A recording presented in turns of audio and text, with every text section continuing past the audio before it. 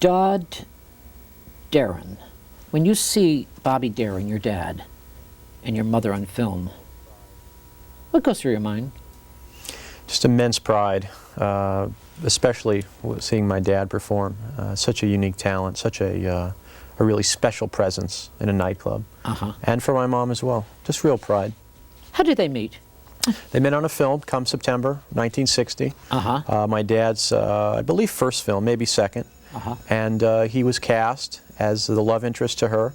And for the first month or so of shooting, she couldn't stand him. Absolutely didn't want to be near him, thought he was repugnant and obnoxious.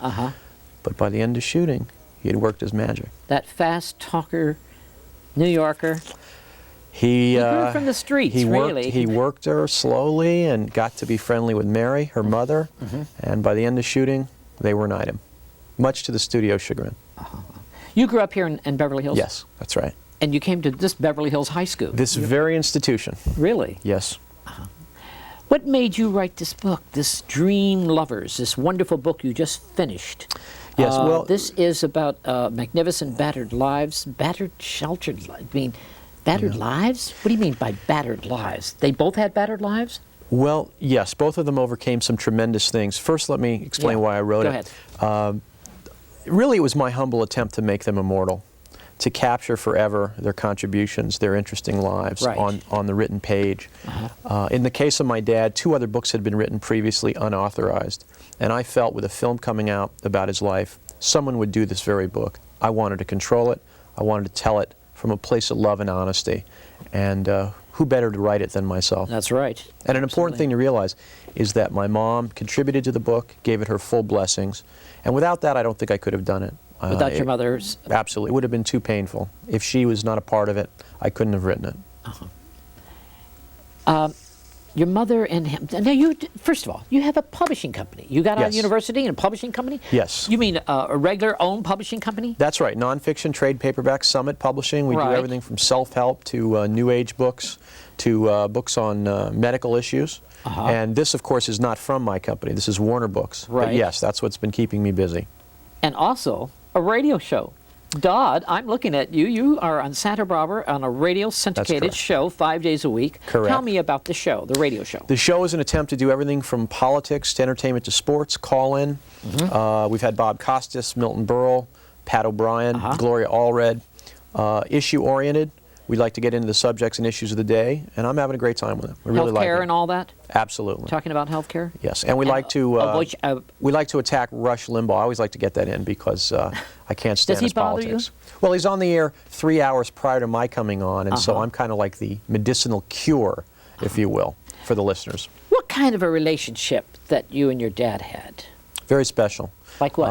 Well, he died. I was 12 years old, but he did. You were 12? Just to turn 12. But that must have been hard. Brutal.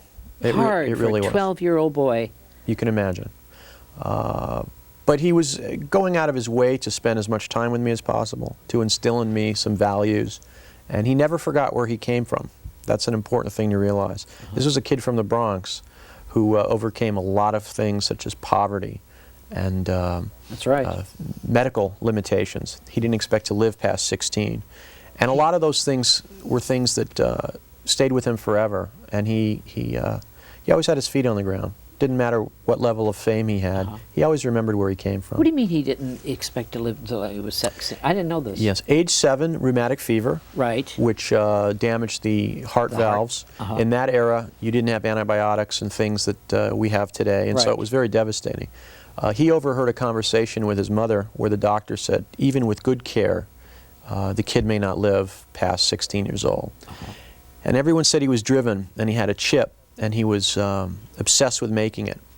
I think that's where that came from. He wanted to make it so badly. The realization he wasn't going to have a full life, and he had not a second to waste, not one second.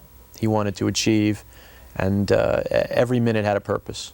So as growing up to 12, you remember with your dad, he was he kept pushing. Absolutely. Give you a little insightful story about him. Little League Baseball, I'm age 11. I hit 4 home runs in one game, which is quite an accomplishment. On the 4th one, I'm trotting around the bases, and I'm in all my glory, and I hear, "Run those bases, kid! Hustle it! Move that!" You know what?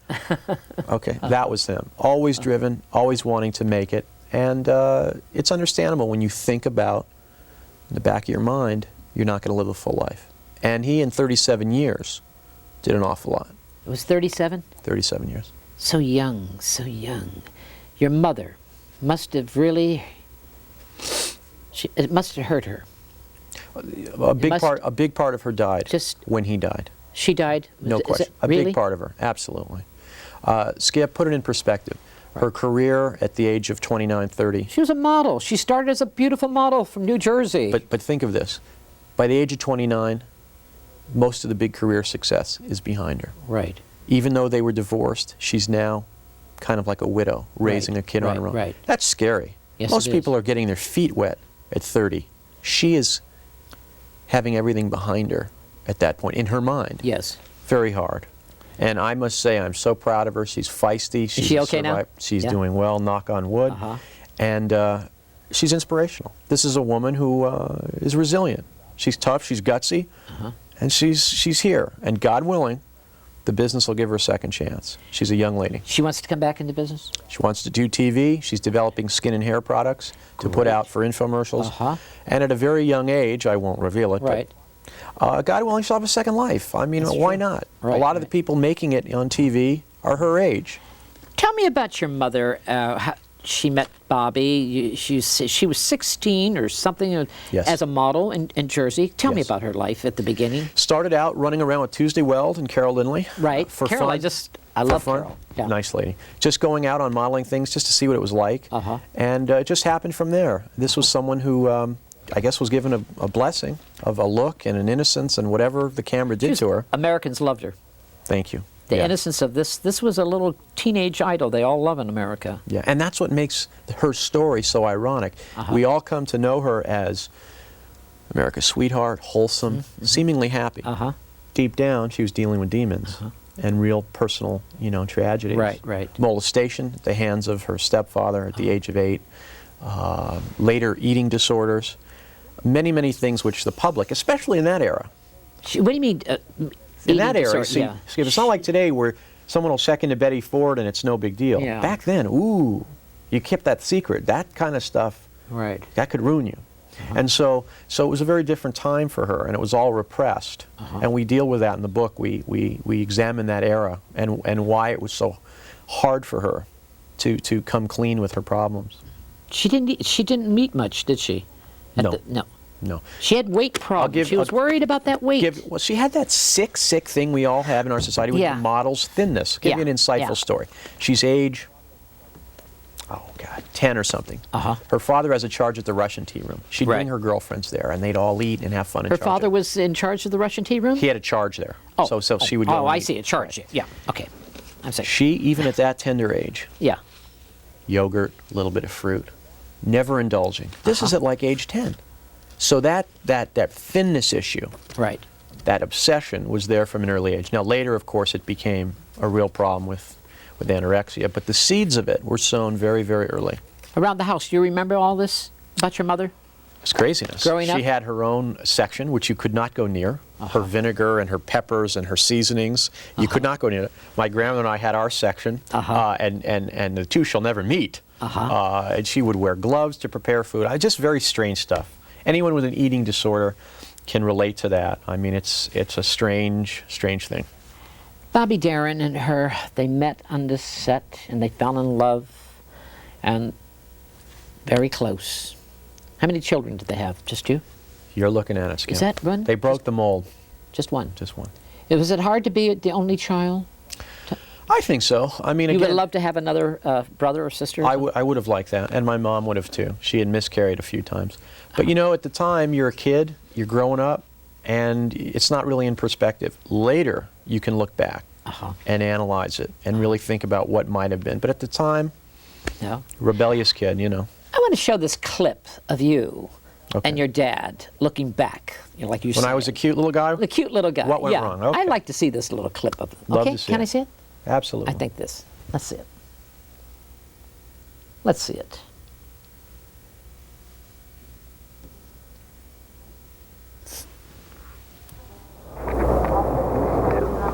You're going to let me go back. Their young young son, Dodd Darin. Well, you see, now's the time to have the lunch with the man. You think? Now's the time to say, hey, now we got something to talk about, pal. I'll let you know, boom. I don't want to waste your time and mine. Who's that? Oh, whatever happened to him? Yeah, you play. You're a phony or bony, a stick of macaroni. Now play again. Nightclub performers usually leave their families at home. Bobby Darin doesn't. These are special dates. First stop, Las Vegas. Then Miami Beach. 2 cities, 2 hotels. To any performer sought after symbols, the top rung. To Bobby Darin, nearing the 10th anniversary of the first dollar he chipped out of show business, places where he scored triumph after triumph, up to and including his last performance on a nightclub floor 3 years ago.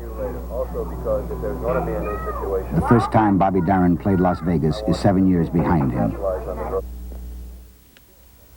How does this feel when you look at you as a child looking at this? Well, the first thing I say is, that was a cute kid. What happened? But I'll tell you, I'm so thrilled that he recorded it, that he captured that. Forget about them being entertainers. Just to be able to look back and see yourself, your family. The man was ahead of his time. Look at, Dodd, your dad was one of the great American entertainers. He was a showman. He went out there, and even if he had a bad heart, he knew he had that, and he performed. He gave it all. Yes, he did. Let me give you a little insight into his character. Yeah. His manager, a gentleman named Steve Blauner, was feeling down. Right. It's like the early 60s, whatever it was. And my dad said, "What's the matter?" And Steve said, "I'm just not feeling good." And my dad said, "Let me tell you something. When I wake up in the morning, I see a jowly, pudgy, short little Italian, and that's depressing. But when I get out that door, I'm Cary Grant, and nobody's going to know the difference." That's right. And that was the key to him. He wanted it. He put aside his own limitations. He felt he was physically unattractive, and he wanted to be a performer. And you better believe when he went out that door on that stage, he was going to come alive. But deep down, there was that insecurity, that fear. And that's what we examine in the book. Because everybody thought he was so brash and arrogant and so... He really was. The loudest, Skip, the loudest, as you know, are usually the most insecure. I know. That's a defense mechanism. Yeah. And that's what we explore in the book. You'd never know it from seeing him work the stage. Right. But deep down, that's what he was battling. I knew your dad with Dick Roman. I met him with Dick Roman in New York, and Rona Barrett. Rona's a very sweet lady. Rona's very close. Who contributed to the book, by the way. Did she Absolutely. contribute? What did she say? She told some great stories, and one in particular when my dad had sold his publishing company in the early 70s, and what he was hoping to achieve by doing that. And they were friends, as you say, from way back. No, very, very. I think Rona worked in his fan club. Didn't she start when he first started? That I don't know, but I'd like to tell a little story about Rona and my dad's friendship. Yeah. There was a party in the 60s held for my dad. The party was for him. And he got wind of the fact that Rona was not invited. Apparently the person throwing the party, and I do forget who that was, but regardless, did not want her there because whatever, personal problems they had with Rona. Of course. My dad said, "Wait a second. Rona's a dear friend. You don't invite her, I don't go." And everyone around him said, "You're out of your mind. This is your party. What do you mean you don't go?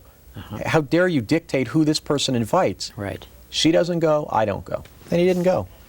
The man didn't go to his own party. And a lot of people said, "You're a schmuck, you're an idiot for doing that." He said, "I'm sorry. He's my friend. He's not invited, I don't go." So he didn't go to his own party. But that says a little bit about his character and what his values were.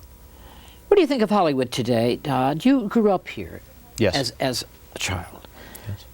Has it been hard for you without your dad, mother? Just has it? Well, it has. I mean, I don't want to make it too dramatic and rosy. No, and that's stuff, okay. But yeah, I mean, a to father. be Bobby Darin's son.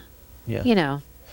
Well, for those that knew him as yourself, he was larger than life. I loved him as a person. I mean, as a human being. So there's a big void there. My mom, as we've talked about, has had her problems. But you know what, Skip? We try and do the best we can do, and we get up every day and we carry on. And so that's the cards that life dealt, and you do the best you can. And everybody out there has got their own demons. Some far worse than me. Kids in the inner city. Right. Kids who can't afford to go to school. Right. Kids who don't have a roof over their head. Okay. if you really put it in perspective, I'm the luckiest guy you can imagine. So it really is all relative. Dodd, I'm looking at you. You remind me of your dad just now, what you just said. You have that same inner drive as your dad just now. You just thank said you. so. I appreciate that. What's your happiest memories about your as growing up? A couple things. On the professional side, seeing my dad work a room, being 11 years old, Las Vegas Hilton, the way he just orchestrated that audience and had them right here, right in the palm of his hand, with imitations, with music, that kind of power. I just was so proud. It was such an indelible experience. On the personal side, probably a trip to New York in 1972, a year before he died, to his neighborhood.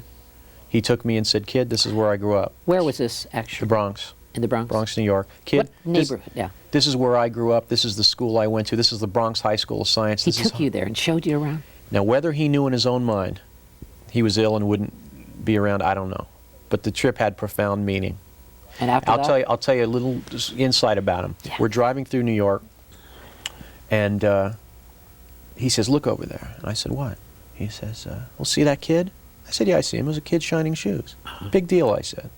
He said, "Wait a minute, doesn't that mean anything to you?" I said, "No, it didn't mean anything to me. I was this kid from private school. A kid shining his shoes in the Bronx to make some money for his family didn't mean anything. But to him, it was devastating." He said, "Wait a second. That's what I had to do. Don't you get it?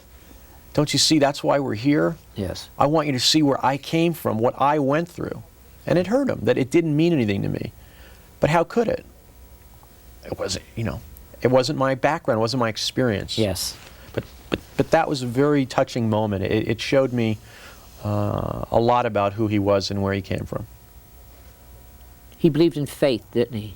He had a lot of faith about himself. Yeah, I think, because all back to the realization he wouldn't have a full life. I think he wanted to do so much. He just believed in himself. And let's face it, the neighborhood thought he was crazy.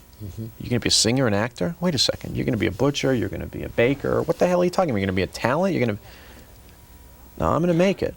Dream Lovers. Tell me the title. Where did this come from? The title's a great title. Well, thank you. I think it works two ways. The first Yes. is, of course, a #2 record he had, a huge song, which he wrote, Right. Dream Lover.